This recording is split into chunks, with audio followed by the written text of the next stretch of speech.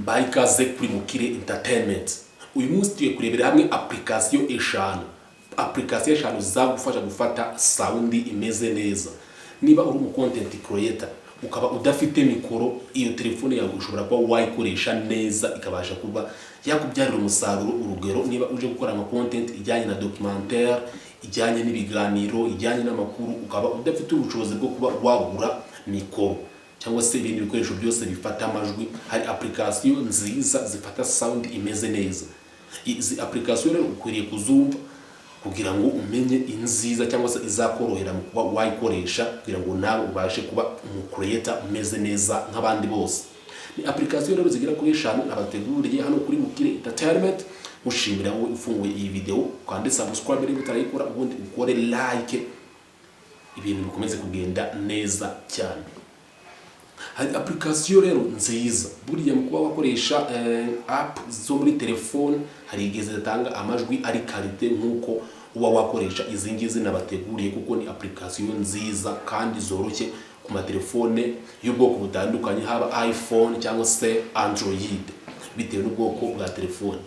Application ya mbere izagufasha gufata amajwi meza niba ufite Android cyane cyane, amajwi asukuye ameze neza, ni application bita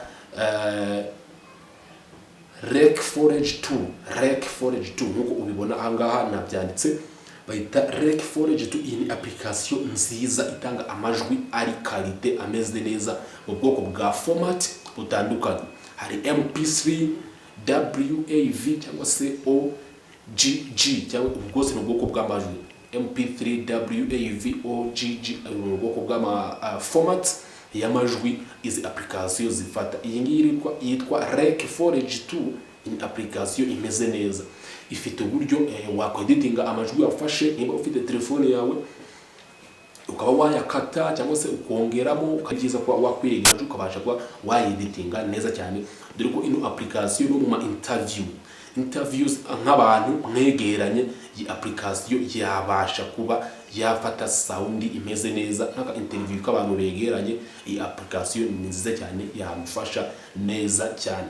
Indi application ya kabiri rero ni yitwa Delbayon nkuko ubibona nabyanditse ahangaha. Ni application ibonekane kuri Play Store nkuko iyi ngiyi ya mbere nababwiye yitwa Rec Forage 2 nayo iboneka kuri Play Store. Iyi nayo wayibona ukayidownloadinga kuri telefone yawe, haba Android. Iyi application nayo ifite umwihariko rero, Delbayon nkuko ubibona nabyanditse. Iyi application ifata amajwi kandi ikabasha kuba yagabanya amajwi ari muri background cyangwa se amajwi y'inyuma. Amajwi y'inyuma ikabasha kuba yagufata amajwi wowe ubwawe nyine nkuko uri kugaragara. Iyi rero ntabwo ugomba kuyirengagiza niba ukora documentaire cyangwa se ukora andi makuru yose asaba kuba ufite amajwi meza. Mu gihe utarabona ibikoresho nyine ni ugukoresha ibyo ufite, kuko niba udafite ubushobozi ntabwo ibyo byakubuza kuba waba umu content creator kandi ngo ukore ibintu byiza hano kuri YouTube nk'abandi bose. Application ya gatatu ntange nkunze gukoresha cyane ni application bita Easy Voice Recorder. Application ntange hari ibiganiro nangiye nyikoresha kandi ikabifata neza cyane, ibiganiro by'amadocumentaire.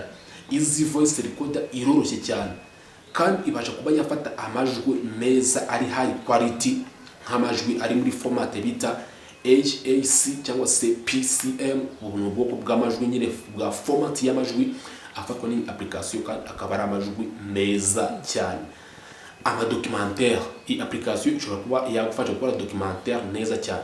Ama podcast, iyi application nayo yagufasha kuba wayakora neza cyane. Ariko izi application nyuma yo kuzinstalla muri telefone yawe, ndabanza nkubwira ikintu ugomba gukora kugira ngo nanone wirinde ko hazamo urusaku rwinshi cyane.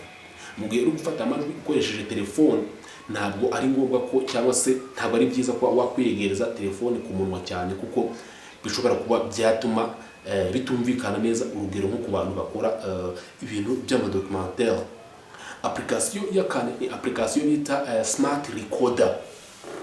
Yes, Smart Recorder ni application nziza cyane, nayo ikora muri telefone za Android kandi meze neza. Iyi application ifata amajwi meza, ifite uburyo bwo kwikontrola bwa automatique.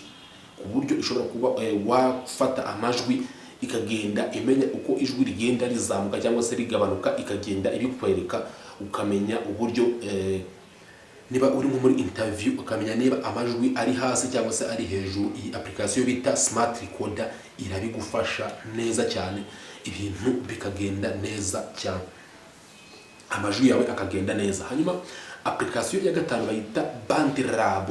BandLab ni application nziza cyane igufasha mu kuba wakora record y'amajwi neza ndetse no kuyeditinga, uburyo uyafata ndetse n'uburyo uyeditinga. Ifite filter z'uburyo editinga amajwi, ifite filter zimeze nka muri studio. Ibi bintu nzagenda bibereka mu buryo muri pratique, niba mubishaka nabyo menyandikire muri comment, tujye turebera hamwe uburyo izi application zikora mu buryo bwa pratique. Iyi ngiyi bita BandLab nayo ikora neza ku ma voice over, ibiganiro by'ama voice over cyangwa se ama documentaire, mu gihe utarabona ubushobozi bwo kuba wagura mikoro. Izi application zigera kuri 5 utagomba gucikanwa niba uri content creator. Ubu ni uburyo bwiza bwagufasha kuba wakora ibintu biri kuri standard nk'izabandi bose. Application bita Darbion izwiho mu kuba yamasteringa amajwi neza ndetse no gufata amajwi ari quality. Application ya kabiri yitwa Lake Forage 2. Iyi nayo ikaba ikora mu buryo bwo kweditinga amajwi mu buryo muri pro format, kuko igira quality nyine format zo hejuru cyane. Hari indi ya gatatu twarebye yitwa Easy Voice Recorder. Iyi nayo iba yoroshye ukuyikoresha kandi igatanga amajwi ari quality yo hejuru cyane. Hari indi bita Smart Recorder. Iyi nayo ikaba ifata record ndende kandi no mu interview. Iyi ngiyi ikaba ibikora neza cyane. Mwanya wa gatanu twarebye yitwa BandLab. Iyi ngiyi ikaba izwiho gufata amajwi meza ndetse no kuba wayavanga n'andi mu kuyeditinga cyangwa se wakongeramo utundi bita udu sound effect, nayo ugasanga nayo igufashije kuba wakora ijwi cyangwa se ikiganiro cyiza cyangwa se documentaire nziza.